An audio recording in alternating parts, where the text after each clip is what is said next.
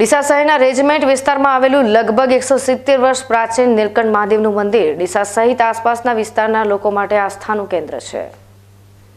અત્યારે આ પ્રાચીન મંદિરનો જીર્ણોદ્ધાર કરવાની કામગીરી પ્રગતિમાં છે।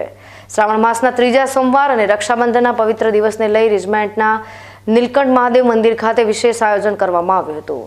પરમ પૂજ્ય ચંદનગીરી બાપુની નિશ્રામાં મંદિર સંકુલમાં 108 દીવડાની ભવ્ય મહાઆરતીનું આયોજન કરવામાં આવ્યું હતું અને આ સમગ્ર મંદિરને દીવડાની રોશનીથી શણગારવામાં આવતા આ મંદિર દીપી ઉઠ્યું હતું। આ પ્રસંગે નારણજી સોલંકી પરિવારના સભ્યો દ્વારા 6,51,000નું દાન મંદિરના જીર્ણોદ્ધારને લઈ આપવામાં આવ્યું હતું અને તેમનો સમગ્ર પરિવાર આ પ્રસંગે હાજર રહ્યો હતો। ડીસા શહેરમાં આવેલું આ મંદિર ખૂબ જ પ્રાચીન મંદિર છે અને આ મંદિરમાં સ્વયંભૂ શિવલિંગ પણ આવેલું છે।